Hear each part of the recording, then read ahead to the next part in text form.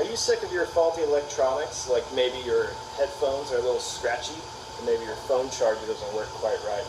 Maybe you just want to solder in a switch, but you're just not sure how to do that. Well, you're in luck, because I'm going to show you how to do those things with a few simple soldering techniques. I personally have been soldering for 3 years, soldering aircraft components, and I was certified through IPC's training program. So what we're going to cover today are the tools that you need, basic soldering skills. I'm going to show you how to inspect your work, and then I'm going to show you a little bit of tool maintenance. So let's go ahead and get started. Things that you're going to need is a soldering iron. This one's a little fancier. It's called a Weller WES51. Those are going to run you like $100. What I would recommend is just going to Walmart and picking this thing up for about $12. It'll come with a spool of solder, and it'll definitely get the job done. And it's, relatively inexpensive, maybe 12 bucks, 13 bucks, right around there. The next thing you'll need is a set of wire strippers, because you got to strip the insulation off the wire so you can get a good solder connection there. You're also going to need a damp sponge. This one I already damped, so we're ready to rock and roll there. You're also going to need a little bottle of flux, which you can get at Home Depot for just a few dollars. And then some rubbing alcohol. It needs to be the 91% rubbing alcohol. And you can get this at any drugstore or Walmart, wherever you need to go.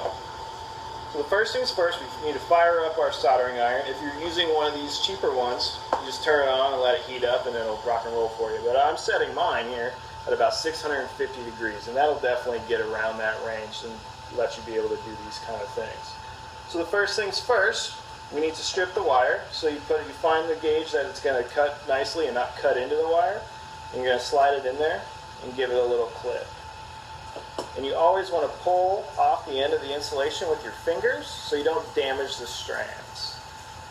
So next, you can use some helping hands, but you don't need them. I just prefer to have them, but it's really just some alligator clips on a metal bar.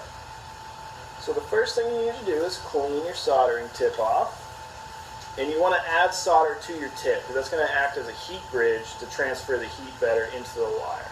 So you're going to take a little bit of that and put it on the tip, and you're going to put the iron directly onto the wire and feed a little bit of solder onto this tip.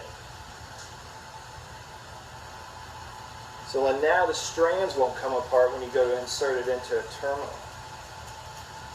So then I've already tinned this wire and got it into the terminal there. The next step is to clean the whole surface. You're going to take some of your rubbing alcohol, and maybe just a regular old paintbrush, just to clean off some of the oils and the debris, because it'll dry everything as it cleans it.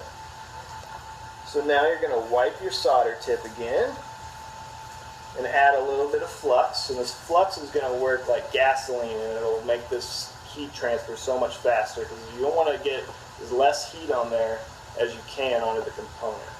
And you always want to heat the component up and not the wire or the solder. It's like if you were to melt some butter, you don't want to just throw it on the stove. You want to heat up a pan and then let it melt in the pan.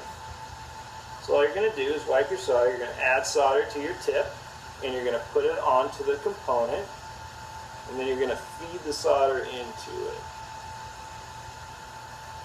and pop right off.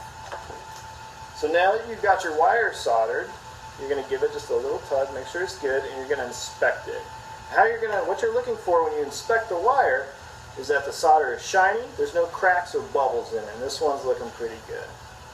So then after you're done, this is all set, you want to clean off the surface with your alcohol, and you're ready to rock and roll again. So as far as maintenance, every time you stop using your soldering iron, you want to put a little solder on the tip, and then just turn it off. So now that you know how to solder, you can stop wasting your money. Obviously I didn't burn myself, I don't think you will either, but you certainly need to practice, because practice makes perfect. And you can stop spending your money, stop throwing things away, and maybe make a little bit of money yourself. And if you get lost, there's a few websites out there like howtogeek.com, which will have some good articles on it, or you can find the manual for the ICP book. Thanks for listening. Bye.